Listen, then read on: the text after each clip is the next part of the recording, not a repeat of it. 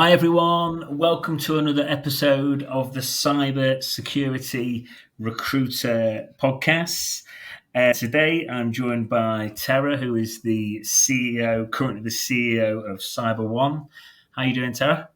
I'm doing fantastic. Thanks for having me on. Good, no worries. Thank you for joining me. I've done you a kind of very mini introduction there, Tera, but I could never do it as well as you. So if you can start off by telling me and the listeners who you are and what you've been up to, and we'll go from there if you like. Absolutely. Yes, I am the current CEO of CyberOne. Been in this role for about 40 very fast and furious days. Super excited. I came about this role by way of being a co founder of Critical Start, and we'll talk a little bit more later, I think, on how those two companies align. I started in the industrial controls industry and made my way into cybersecurity about 25 years ago. And it's been a fantastic journey. Cool. Very good. Very good. So, yeah, there's loads to unpack, Tara. And I know from different conversations me and you have had on Zoom or Google Meet off air that there's been a bit of a backstory. There's been, for people listening, there's been some serious fundraising. There was a 40 million fundraise and a $250 million fundraise as well that Tera was directly and indirectly involved with. But Tara, I think it's easy for people to maybe look at where you are now, or anyone in your position now, and say maybe it's all right for them, or God, it looks great now. But I know from speaking to people in my client base and company owners that it's never straightforward. There's a reason why everyone doesn't do it. But can you perhaps tell us about some of the tougher times and a bit more of the backstory about the different ventures that you've been on? I absolutely can. And you're 100% right about that. It all looks easy from the outside, but it definitely is not. Myself and the other co founder of Critical Start, that idea was hatched back in August of 2011. We launched the company in January of 2012. And in doing so, we were very fortunate at the time to already have had our house paid off, and we refinanced it to bootstrap a company. At the time, I was a stay at home mom for 8 years, and it's not weird. It just is what it is. Myself and the co founder of Critical Start were married at the time, and I stayed home for 8 years. So when he came home and had this great idea to start a company and quit working, I had to try to remind him of the person who brought in the income. So there were a lot of changes that we went through, and it was an 18-month period of time that we went through doing the robbing Peter to pay Paul act of taking money out of our personal savings to pay off vendors, waiting for that payment to come in because we were very staunch on being on time with our vendors and our distributors so that we could build ourselves up with an appropriate line of credit and be on time payers. So that became a little bit touch and go for a while until about the 18-month mark. But we were very fortunate. We hit the market at a time that I think was unique. And we are based in the Dallas area. We had a couple of competitors in the space that merged, and their merger was a bit tumultuous. And unbeknownst to us, it allowed us to come in and capitalize on their troubles, if you will. Okay. And so we were just fortunate. Our timing was very good. And I don't want to take away from the idea behind how we were founded. So it takes both. It takes a ton of effort. It takes a really good idea. It takes some funding, and it takes a lot of patience. And we just entered and had all of those things aligned for us. And here we are today. Yeah, no, but and do you know what I was just you covered it there, but I was going to say I think you're being very modest because it's never just luck. You maybe need a bit of it, but yeah, it's like you say. I know from speaking to many business owners just from my day job as a recruiter how tough things can be, and I know I would imagine that cash flow thing at the start's really tough because I know from any kind of big company we deal with, it's like sometimes even 90-day payment terms or 60-day payment terms. And at the start, that Yeah. I can imagine that makes a big difference. It does, and we weren't getting Yeah. any of that. We were trying to make sure we paid everybody net 30, and raise your hand if you have a customer who pays you in net 30. Good luck with that. It was definitely a juggling act in the Yeah. beginning. Yeah. Okay. Very good. And yeah. So in the early days, Terrell, did you make any mistakes along the way? what were those mistakes made if you did make any? And if maybe I'm a contractor, maybe I'm a cybersecurity engineer as a contractor who's thinking about setting up his or her own business, or maybe I've just started my own business, or I'm just thinking about it, or maybe I'm quite far in and I'm having some struggles. So I suppose the question is, what mistakes did you make and what can the listeners learn from those? Sure, we made a ton of mistakes, to be honest with you. It's interesting enough, and I still have it.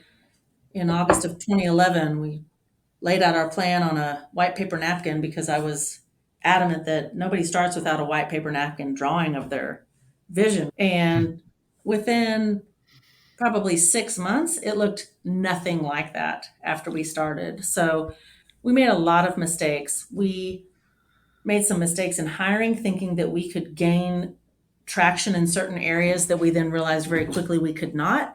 We made some mistakes in hiring, thinking people could build out something that really need to have a large organization behind them to help them propel their ideas.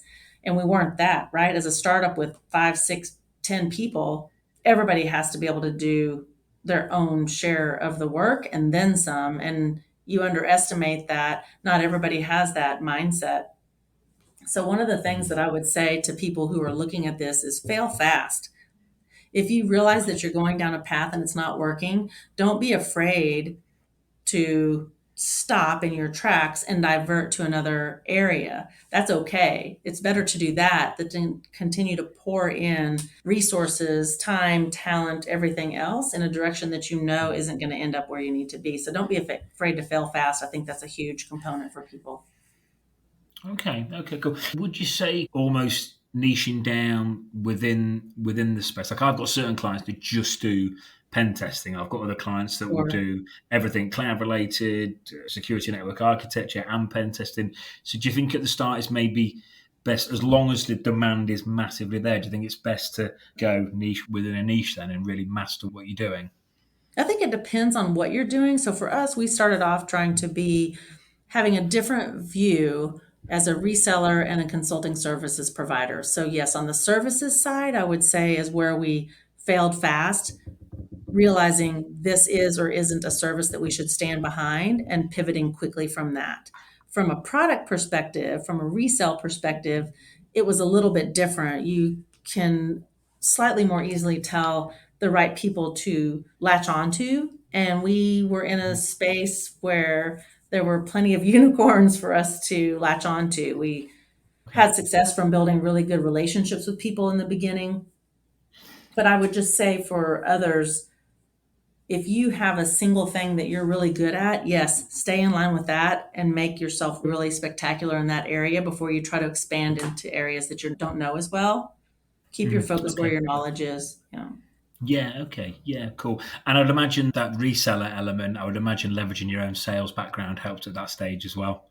It did. Interesting enough. Yeah, I've been in sales my whole career, starting off selling industrial controls equipment, which is funny. And most people don't know that because I've been in cybersecurity for so long. But now we have the convergence of the OT, IoT, insert your acronym OT. And it's been interesting to match my old world with my new world in that regard. Yeah. Yeah, I think that sales element, I just think it's huge because whether you're selling a product or a service to your end client, or whether you're selling the opportunity, if you're hiring people, or you're talking about the vision for the company, or if you're raising money, essentially, without even realizing, we're probably all constantly selling, really. And it's important, isn't it? It really is. It's funny that you say that about when you're hiring because when we spun out, and I'm sure we'll talk about that at some point, as a separate entity, and myself and our VP of operations were hiring for an additional person on his team, the person that we ultimately hired, I remember her saying, "You guys seem so excited about working here. It makes me want to work here." So, yes, you're always selling, even when you're interviewing. You should be so passionate about what you're doing that it comes across as selling no matter what. Yeah, no, definitely. It's one of the things when we get approached quite a bit for on the client side because of a lot of it's some of what I do on LinkedIn and we've been around for a while and stuff like that. And if we're talking to a hiring manager and they are just not excited at all about where they're working, that is a massive red flag for us as a recruitment agency. Sure. Especially in a market like cybersecurity, where the best of the best are always in demand. So yeah, it's a complete and utter fact. If you're not passionate about the opportunity, then you probably struggle to get people coming through the door excited about it as well. So yeah, no, in full agreement. You mentioned when we talked about 5 minutes ago about what are key components of setting up a successful business for someone thinking about starting or someone that's just started. One of the things you mentioned was funding. And I know we laughed when we were speaking about it off air the other day, because you were like casually mentioned that you raised 40 mil, and then casually there was another round of funding where it was 215 million, and I was laughing because I was like, wow, and you just casually just mentioned it. But I know some of that you were more directly involved than others. We've just spoke about that before we started, but can you talk me through why funding is important, what it allows you to do, how it changed the business? I presume there's rules and parameters around what you do. I presume you and your business partners didn't all go out and buy Ferraris and Lamborghinis the day the money came in. Kind No, of that would have been nice. set a set way of doing things. Sure. Yes. So it's interesting to bring that up. And I do remember that conversation. And when you mentioned that, I was like, oh, I didn't realize that I talked about it flippantly, but it's something we were 100% self-funded and employee owned, and we did that. We were fortunate enough to be successful from a profitability standpoint from, I don't want to say day one. We never had to go seek out any funding externally to help us along. And what happened is about 3 years in, we started a second concept that became a software development company. We provided the resources, the human capital, if you will, for that software development company. When we knew we wanted to expand upon that exponentially, we had to seek out funding because headcount is very expensive. And when you look to hire several dozen headcount that are non-revenue generating, you have to seek outside funding if you want to do that quickly. If you want to do that organically over time and take 5 years to build it out, that's fine. But when you're trying to capitalize on a particular space in the market, you don't have that time on your side. That's what led us to seek out that original round of funding. And we sought out and succeeded in a $40 million round of funding that we then used. And we combined the two companies together at that time. We then used that to hire out and build out a security operations center to back end that software development company that became the foundation for what is now Critical Start's managed detection and response product. Okay, cool. So basically, just allows you to do things way quicker, allows you to capital on the space before or at the same time as your competition, doesn't let as many people beat you to the market share. I imagine as well, by the way, it's way more fun and way more stimulating.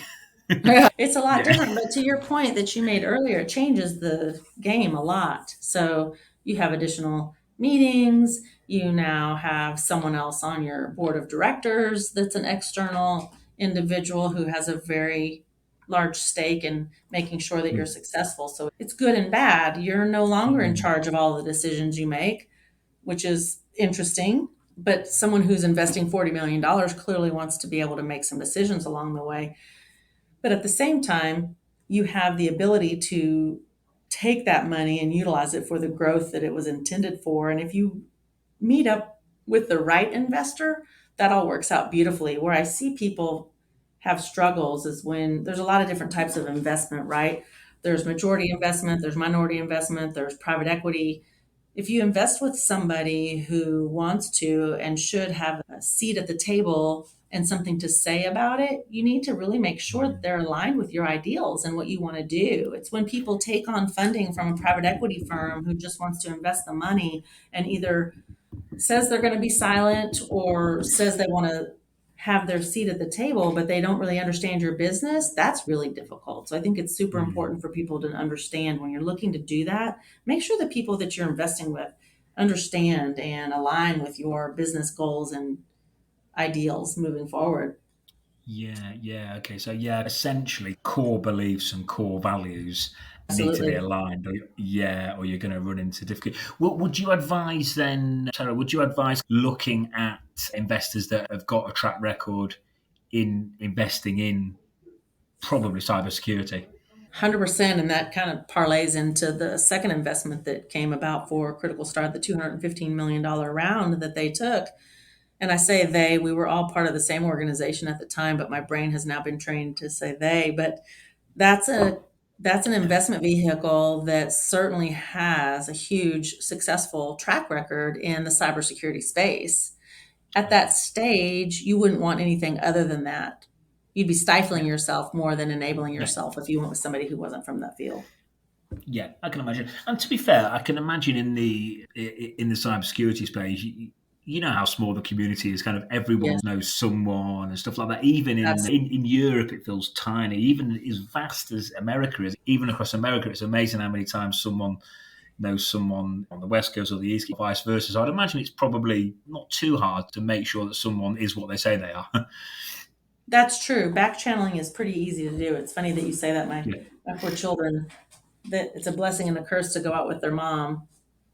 Their favorite thing is to say, "Mom's someone everywhere we go." And certainly I have friendships and acquaintances from all different aspects of my life, but a huge number of them come from this cybersecurity space. It's equal parts a very vast space and a very tiny space altogether. So yeah, you can always track yourself back to somebody else who knows somebody and figure Okay. out the right thing right away.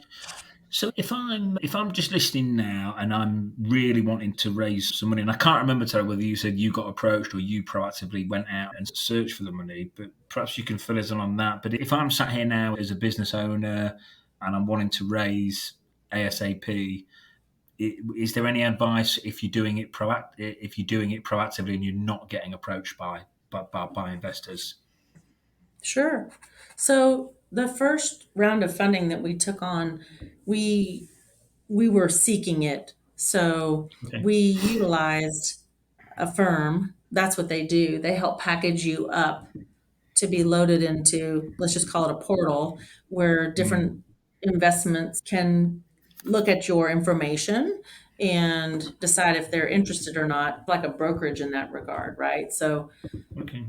if you're interested in taking on funding and you don't already have contacts in that realm, going back to the fact that we're all interrelated, oftentimes I have several contacts in the VC world, but if you don't and you want to take on funding for a variety of reasons, I would say yes, seek out a broker that can help you tee that up because they know what they're doing and it's well worth the investment.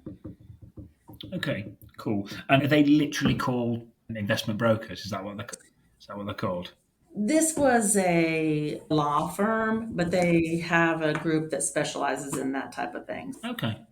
Okay, cool. That must have been, for the first one, because I was thinking the second time, I bet it was easy because you've got a track record, you've taken a lot of money So before, it's gone. But the yes first time and must have been really no. Yeah, but okay. imagine the difference between 40 million and I know. 215 million. There's a little bit different size probe that's being used to investigate what people are investing in. So the first time around was simpler in that regard. It's a smaller amount of money, not to lessen the impact that it was on both the organization and the pocketbook of the investment firm. But Hmm, certainly those are just different amounts of money. And the second time around, it's interesting because it went faster than anyone would have expected. We spun out as a wholly owned subsidiary in November of 21 and became our own entity in May of 22. So you look at November of 21 to May of 22 to take on a $215 million round is very fast. But the reason for hmm, that is that investment firm had already been a good chunk of the way down the line looking at Critical Start. They ended up okay. funding something else. So when they received an additional amount of money to go invest again, they had already done a fair amount of the due diligence. Otherwise, that due diligence Hmm, process is intense and it can take a long hmm. time. It's And hard to again, keep your eye on the ball and keep doing business as usual, even though you say it as a leader every day. hmm. Everyone business as usual. It's very difficult to do that because you're spending an intense amount of time on some of this due diligence work. Yeah. Yeah, and I can imagine these guys and girls don't mess around. They want to know everything. 100%. Yes. Yes. Yeah. Yeah, okay, cool. And also as well, just because this particular area fascinates me, and I want the pod to help. Not just I do loads on the for actual candidates, cybersecurity professionals, but I know business leaders listen, and I want to do more to help them as well. Yeah, so they're not going to leave any stone unturned. Go to For a sure. brokerage. Any idea on what would be? Would you? I suppose you'd maybe approach 2 or 3 to maybe get competitive. I'm imagining these brokers take a percentage of the total raise or something like that. Absolutely. Absolutely. There's a Yeah, fee involved for that, but I think it's well worth it. It'd be like, yeah, I don't know, akin to, on a very different level, but akin to for sale by owner versus using a realtor to help sell your home. You get a whole yeah. level of exposure, and there's a fee associated with that for sure. Yeah, and like I say, you can focus more on your core daily activities rather than having to Absolutely. get too far away from the business. Absolutely. Okay. Okay, cool. You've done loads on funded. Thanks, because that bit interests me loads as well. So thanks. So gender balance. So despite my effort, I'm not doing too bad because you are the third, fourth female guest that I've had, and I'm doing okay. But despite my efforts to get like pure gender balance on the podcast, I haven't been able to do it. Let's talk about that. Third or fourth Yeah. female out of how many guests? I feel like that's a relevant part Uh, of the conversation. Yeah, good, true, actually, good. Hang on, how many? I should know this, but I don't. But it's definitely not a 50-50 split, put it that way. Sure, sure, sure. Never is, never is. It's okay. But yeah, I think I said to you before, I've got various female role models in my personal life. I do think we need to be doing more within the space to get more gender balance. I suppose my question is, what advice do you have for female listeners? I remember from when we spoke before, you said it was like even worse back when you started. It was just It like was. crazy that you were a female Yeah. in the space. I think things have got better, but I still think there's loads more we can do. But I think the first part of the question is, what advice have you got for females in the infosec space at the minute? So it's interesting that you say that, and you and I talked about this, but I started in the industrial controls space. And to your point, yes, that was even more male dominated than this is, although that was over 25 years ago. But I remember very well walking in to wait for my contact and being in the lobby and seeing straight down the hallway, the break room, and a line of men just literally looking down like they'd never seen a female before. And I'm 23 years old going, oh, okay, this is interesting. Cybersecurity, when I broke into it, was called networking security. That's how old I am. I could even draw a network diagram back then. And the company that I first went to work for, I would tell you, had 3, I was the third woman in outside sales.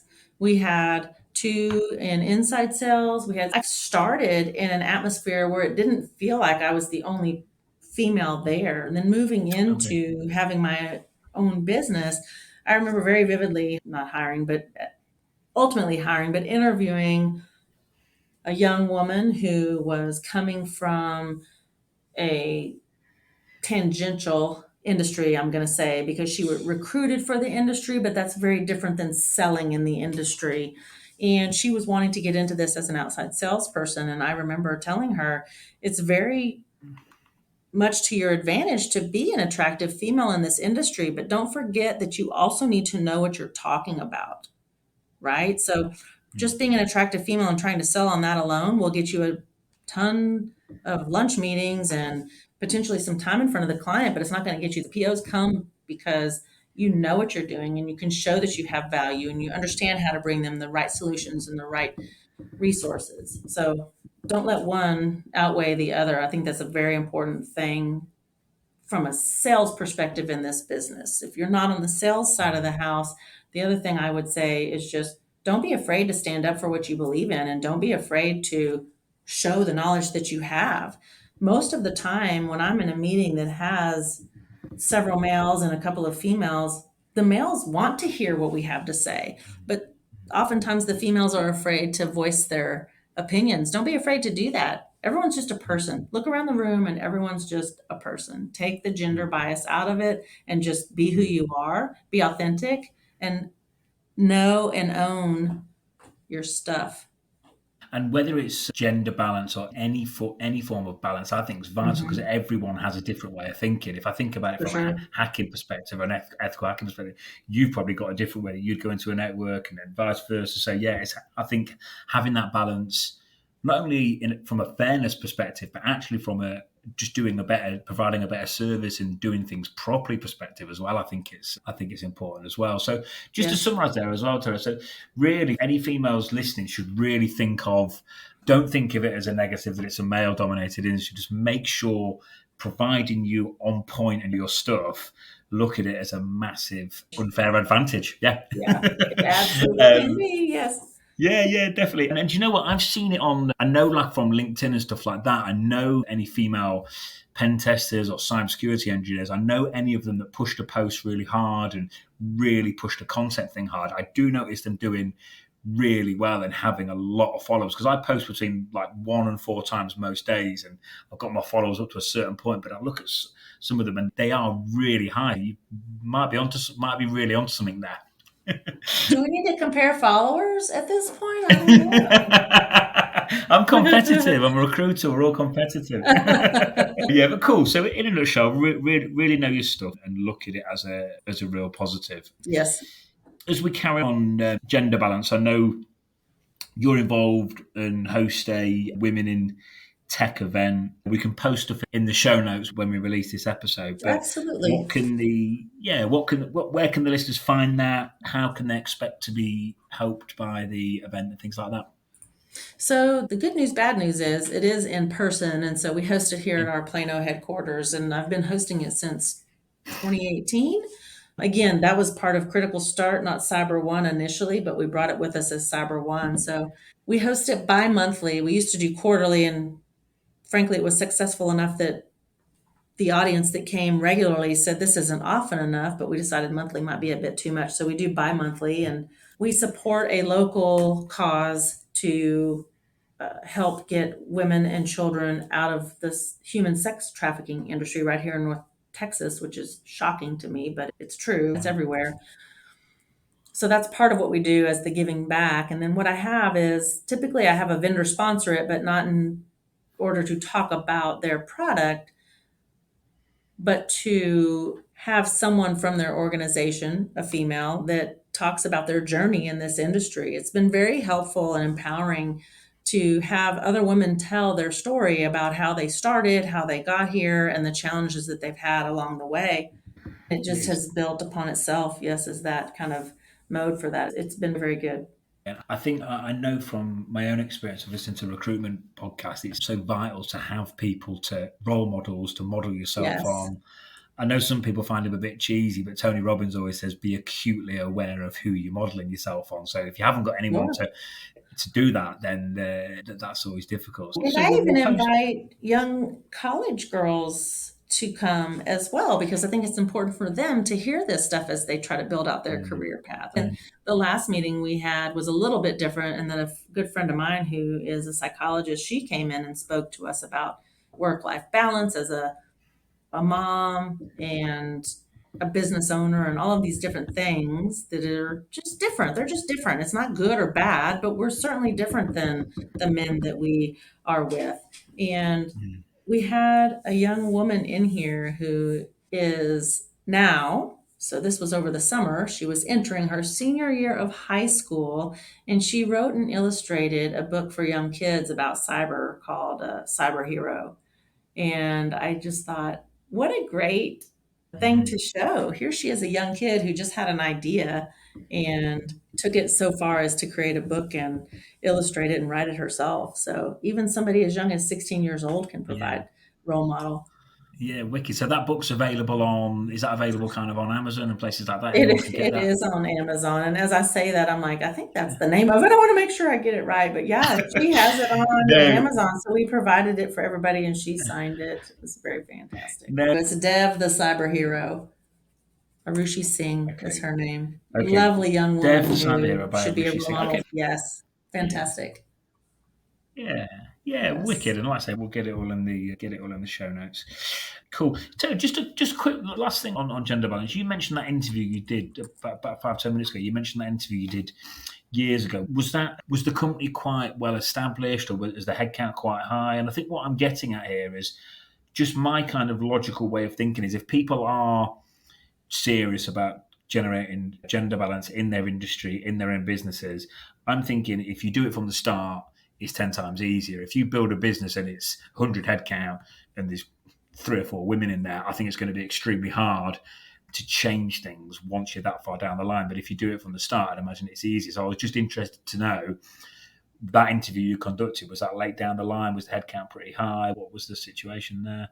No, headcount was not very high. She came to us by way of someone that, the co-founder and myself knew very well in the industry, who has a knack for connecting people. So we were willing to talk to her because of that. But no, she's been here 9 years, I think, for a company that started in 2012. No, she was early on. And it's interesting that you say that, because we've built ourselves on a foundation of hiring the right person for the job, period. And just by doing so, we are quite diverse in race, ethnicity, gender, all of the things. It's shocking how just trying to hire the right person for the job can get you there naturally. But there was a time early on where we were knocking on the door of 50-50 women to men, Okay. just by nature of hiring who we thought was the right person for the job. It was very interesting. Yeah, no, it's Little good. fake memories, right? I got the Facebook memory popping up saying we almost outnumber the men. And I'm like, oh, I remember that. It's a really big thing. One of the things, we don't do it yet, but one of the things we're looking at as an agency is an employer branding service. So it's just interesting for me to hear, because I do think it's doable later on, but I think it's harder, and I think assistance is probably needed for companies, because I think when you get late down the line, if you haven't given it any thought, I think it gets challenging. What's that? What's this you just That's sent the me? link to the invitation for the Women in Tech that's coming up September 20th. Oh, wicked. Okay, yeah, we'll definitely You'll get have that that in on yeah, in your we'll show definitely. notes as Do you know well. what? Do you know what? I've not posted yet today, and it gets really hard to post every day. So you've just given me my inspiration for You need today's some post. So thank content. you. So that's that sorted. Checks in That's the that sorted. mail. Yeah. Cool. CyberOne is the current business that you're in charge of, you're running, you're the CEO. Can you give me and the listeners a bit more of an insight into what the business does and the problems that it's solving within cybersecurity?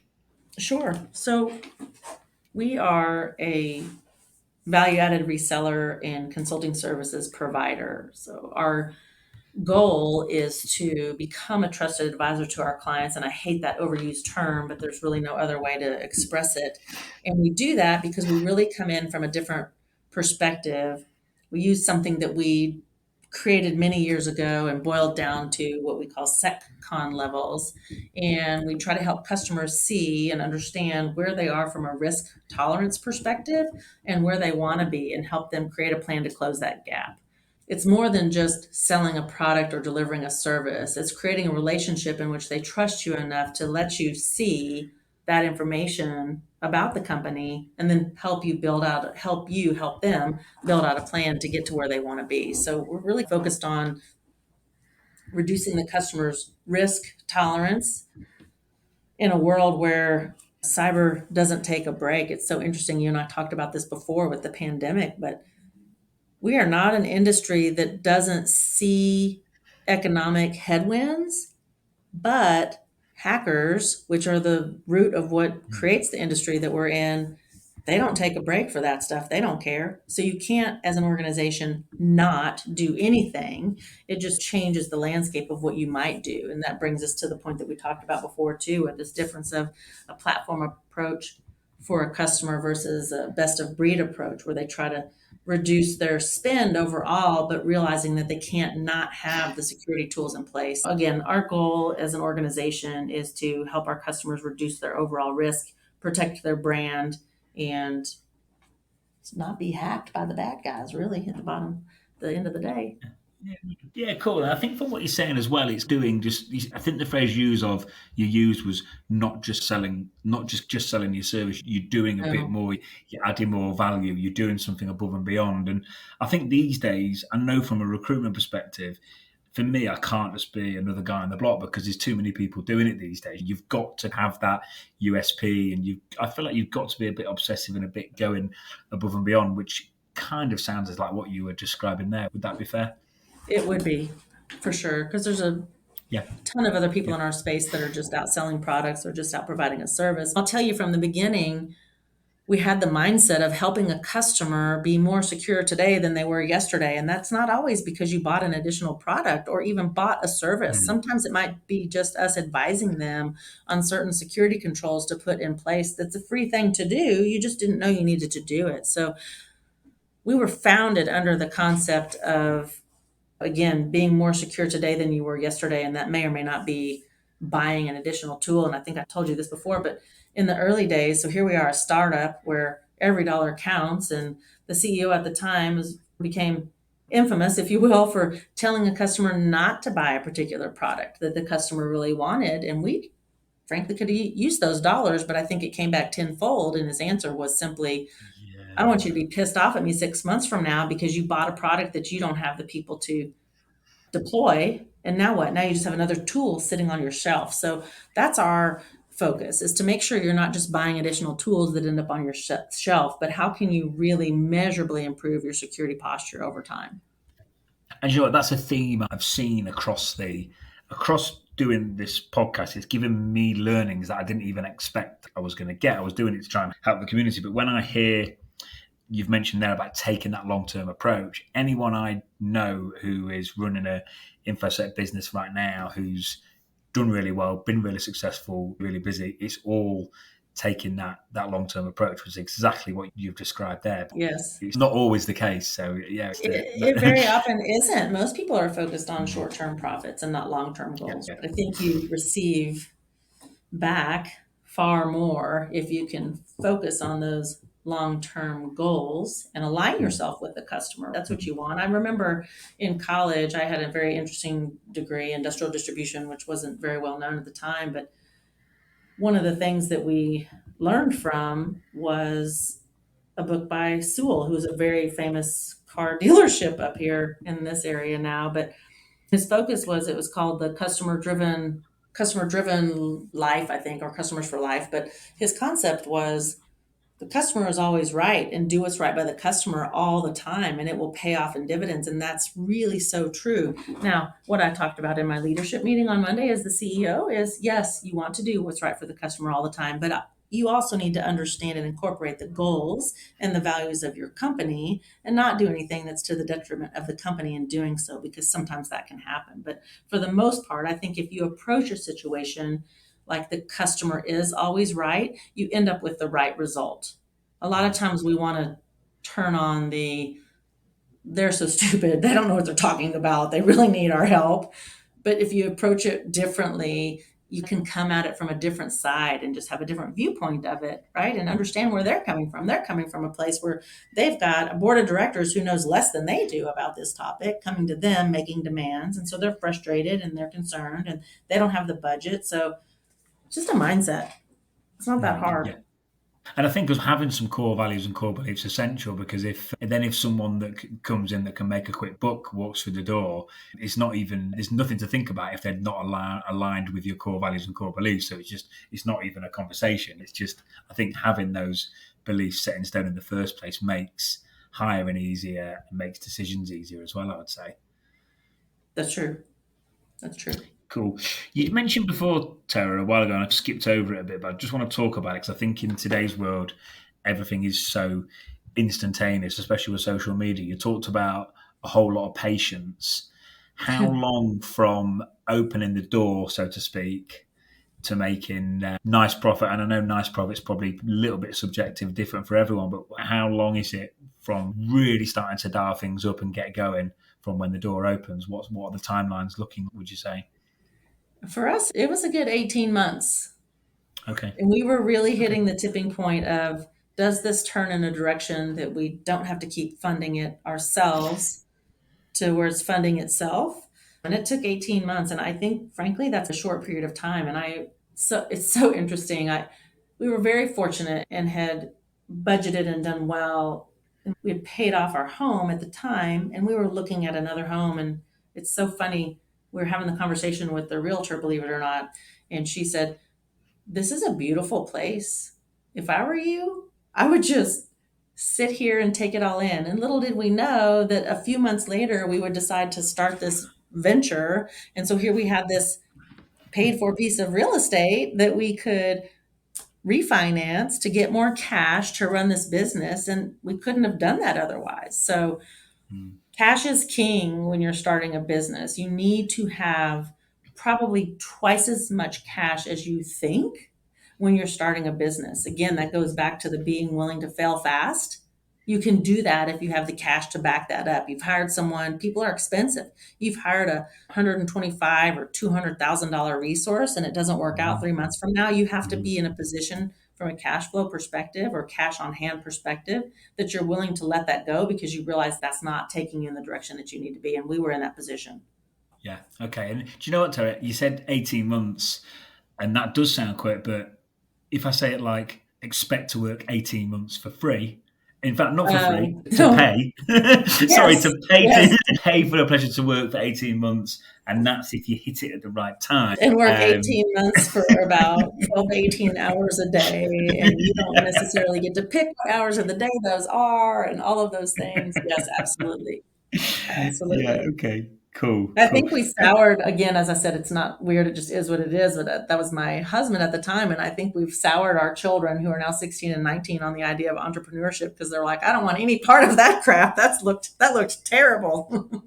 Hard work. You're working every hour that you can find throughout the day and you're doing multiple jobs because hiring non-revenue generating people is the last thing on your list in the beginning, other than having a couple Mm. of salespeople because sales drive the. And just another point I want to make about you, there's a little saying that I love, and it ties in quite well with you talking about having a long term approach about your net worth. Your net worth is your network. And I really like that. It's a saying that's often used in recruitment. And I think it's so true. And it rolls quite nicely with what you're saying about having that long term approach and that car dealer using the customer for life. He's obviously basically saying his net worth is his net worth. So, yeah, no, it's all ties in quite nicely. And I think as well about saying I always feel so fortunate to be in cybersecurity. I've got some friends in hospitality that own bars and restaurants, and they're now trying to convert them into hotels and stuff to get the recurring revenue because the money just isn't in the bar and restaurant industry anymore. And habits have changed. I obviously work the US market from a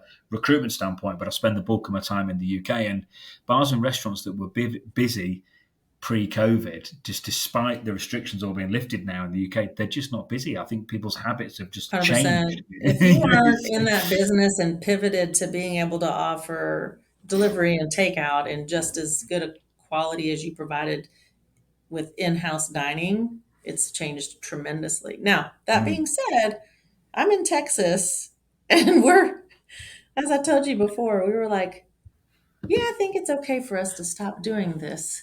So we're in a little bit different position than some other parts of the country. But yes, I totally get that and see that still when I travel. Okay, so I know at the minute from conversations we've had, you're expanding, you're recruiting. What one question I wanted to ask because I know from I get a real I get really good visibility on it because certain clients that we've got have stopped hiring.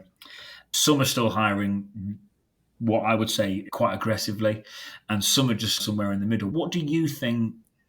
I know, let's say you're pushing forward and hiring. What do you think Mhm. that reason is? Why do you think some companies are maybe struggling in this market and some aren't? Do you any ideas on that one? So it just depends on your cash flow position, period. And so Okay.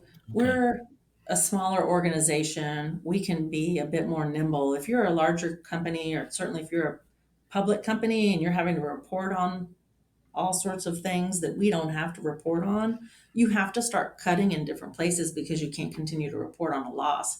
We are in a good financial position to begin with, but certainly if we move things around, there's nobody here telling us we can't do that. So, what we know is that we are in a position right now to capitalize on a unique amount of momentum. And because we have cash on hand to do, that's the right way for us to spend that to grow the business.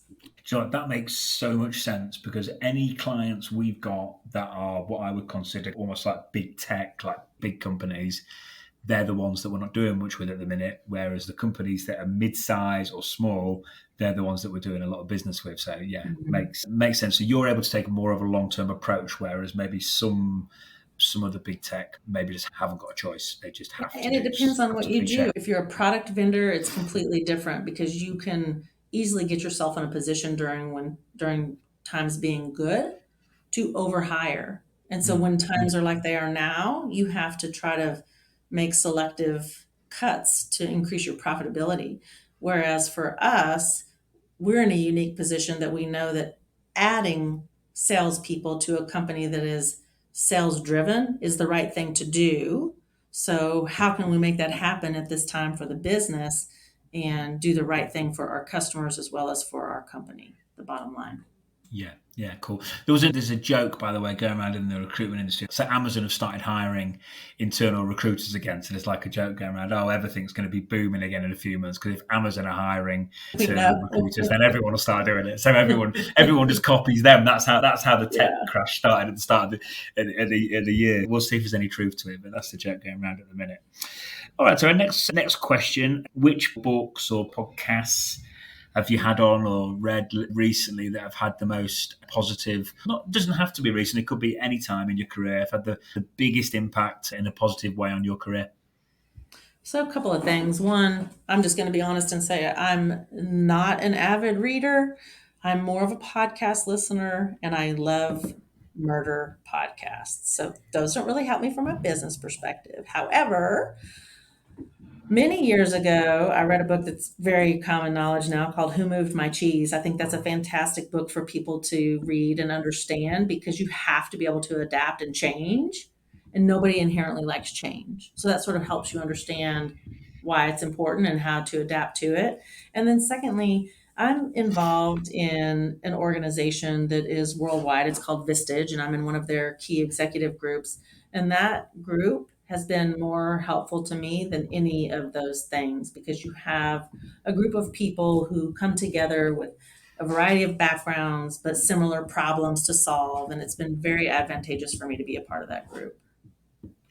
Yeah, brilliant. I think that last point you've made is absolutely huge. There's a book that I read called it'll come back to me in a minute, Terry. It escapes me. But the point I'm making is it says that your success levels will be the average of your 5 people that you're closest to. And that's tying in with what you've said there. So I think surrounding yourself with the right people, I think the community things, I think since remote working as well, these online communities, I joined one for recruiters recently, and it's like loads of people all around the world that are running recruitment agencies. And it's so helpful if you've got a little question you want to ask, or you're just looking for a kind of a bit of a pickup in general, maybe you've had a bad day. So I think those online communities are, I think they're huge. And the thing is, these days that there is a lot of it, and I think rightly because, let's say, since remote working, I know I speak to people all day, but I spend a lot of time on my own. So I think you need. It's not like the old days where you'd be in the office. I'm not laughing at you. I'm laughing with you.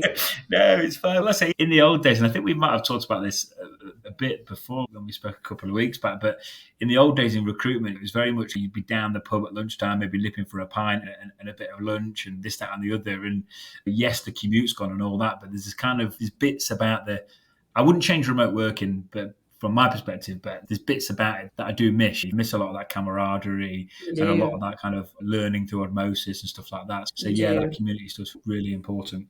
It is, and we've come to a place where we're very much a hybrid workforce environment, certainly for our organization, but I think that's common and spreading more and more throughout the entire U.S., but certainly common here in the South. And what I notice in doing so is, yes, everyone can perform their job and their duties remote. That is not an issue. But what you miss is the cross-pollination of ideas and the different organizations and the different departments within the organization getting together and sharing ideas. So I'm in the office every day. I'm not going to lie, I have a 6-minute commute if I catch the long stoplight. So I'm very fortunate in that regard.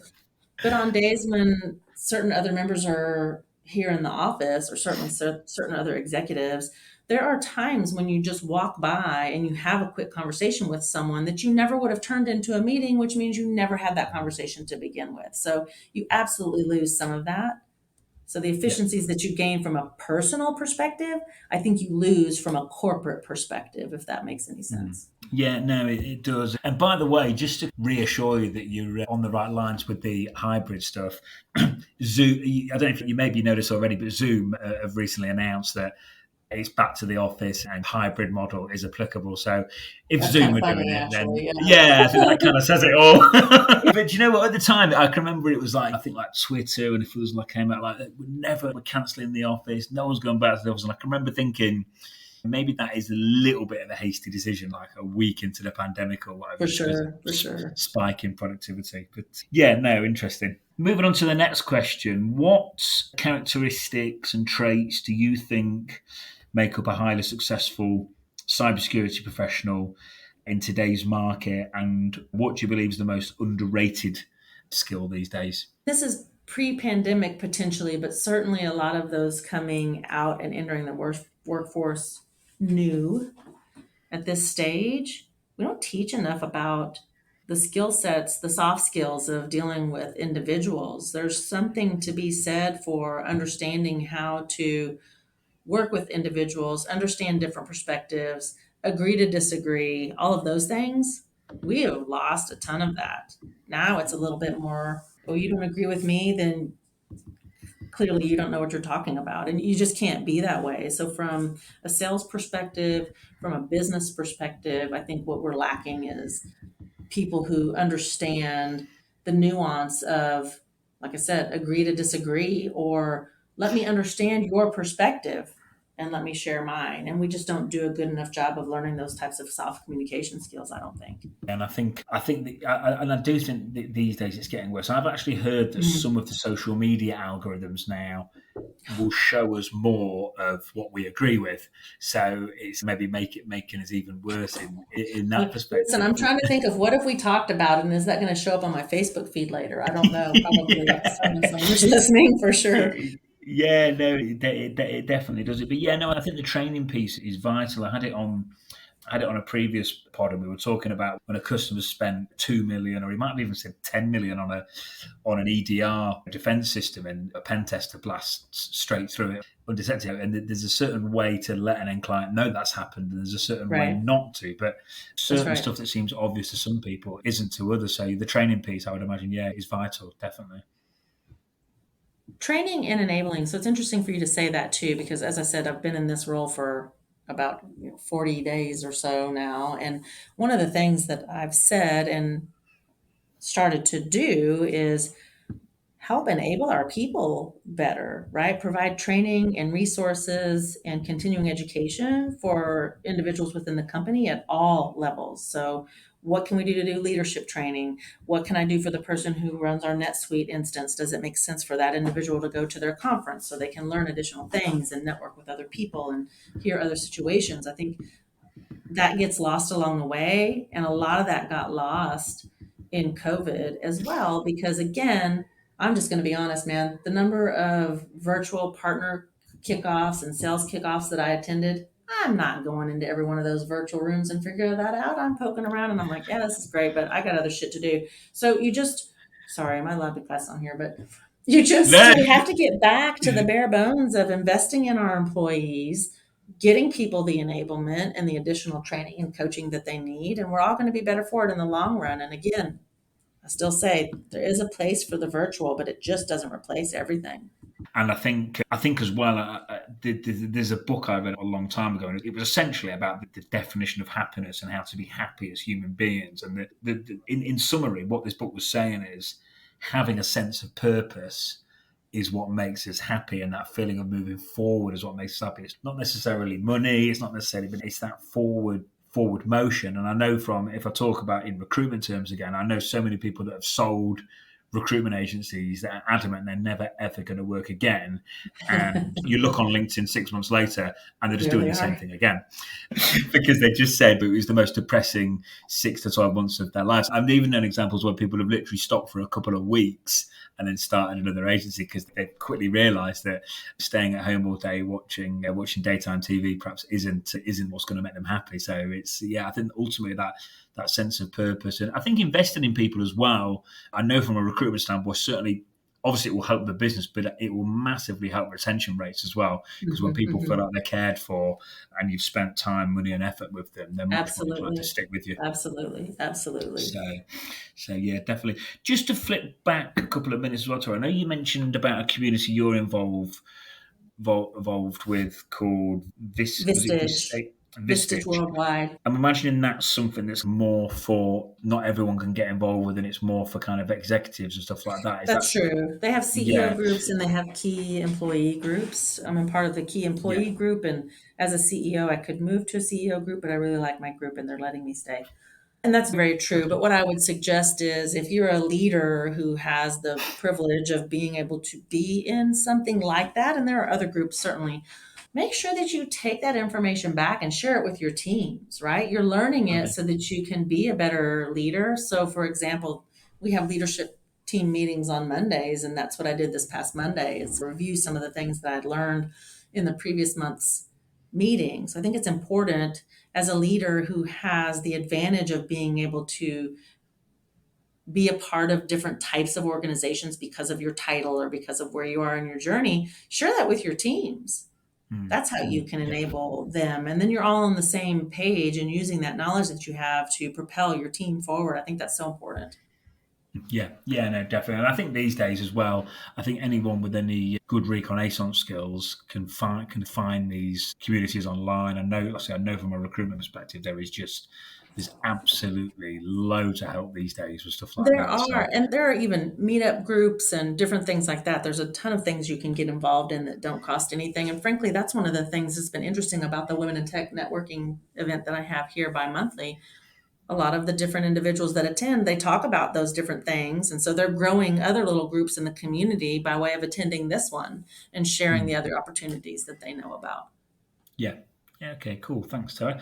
I say this most weeks, and I know most people that I get on the pod are more senior people, busy people, and I always promise everyone an hour. So we've already been an hour. So promise this is pretty much the last question, Tara. But career progression, I know from speaking to anyone, whether it's on the client side or the candidate side, I know career progression is just so important for everyone. You've had loads of it over the years. What 3 tips would you give anyone working in cybersecurity that wants to maximize career progression? So be patient is one of the first things that I would say. A lot of people enter and they want to move up as quickly as possible. And frankly, you do yourself better and you're more successful if you can be patient and really maximize your capabilities in the role that you're in. Also, know when it's not the right fit. There are so many times where a pre-sales engineer, for example, is, oh, I want to move into sales. They're the ones making all the money and I'm the one doing all the work. And in reality, when they get into that sales role, they're like, okay, I did not know it was all this other stuff before I got to the meeting where I felt like I did all of the things. So know your place and be content in that, I think is Yeah. important. And then understand your true value. It's so interesting. We're in a very interesting economic environment where not only are we in the face of a recession, but we also have some of the highest rates for salaries that we've ever had, certainly in cybersecurity. And I'm trying to decide, am I proud or not proud to say, but we have very high employee retention rates here and we are not oftentimes the highest to pay. So don't forget the other aspects of your job that make it a place you want to go to or be a part of every day that aren't your salary. Make sure that you enjoy the people you work with. You can stand behind the mission of the organization that you work for and that you feel like you're valued as an employee. Those things are so important. And I've seen multiple examples of people leaving because they got more money to go to another job. And within just a few short months, they're resurfacing looking either to come back or just saying, actually, that grass that I thought was so green over there is a little bit more brown than I anticipated. So those are the things that I Definitely. would So say. that it's interesting you mentioned about that. We have a 9-point hiring process, and one of the things is motivation for moving. Because if someone's been approached by me this year and they just want to move for an extra 5-10K, it means when another Yeah, recruiter approaches them this they're time going to next do the year, they're same thing. probably going to move again. Exactly. We just don't want that because it just ruins the client relationships. Another thing as well, it's interesting you say about the money because I'm speaking to a very senior candidate at the minute who works for a tech company, and I know their pay structure inside out. I know how their stocks vest. I know everything about them just from having my ear to the ground. And I know he's going to Sure. lose a lot of money by moving now. So I said straight away, it was less advantageous for me, but I said, are you sure you want to move? Because I know you're going to lose loads of money. And he's like, I'm not bothered. Like, I'm not happy with the team. I'm not happy with this. I'm not happy with that. We always think it's money. And I think the RO on money is less as it goes up, especially with tax and stuff like that. Other things become more important. So yeah, it's probably, like you say, ultimately, I suppose what you're describing is the company culture that's keeping the retention rates there, not necessarily having to pay Yes, people over the odds. that's very true. Yes. I'm Yeah. proud to have that type of culture here for sure. Yeah, definitely. All right, great. Listen, I think we're about coming to the end. Is there anything I shouldn't have asked you? Sorry, should have asked you that. Anything I should have asked you that I haven't even? Sorry. No, and also Yeah, nothing that you shouldn't have asked. So I'm yeah, pretty yeah. much an open book. Anybody who knows me knows I'm pretty much an open book. No, this has been great. Thanks for taking the time. No, it's been great. But Tara, thanks for your time. It's been really nice, and I'll see you soon. Sounds good. Thank you.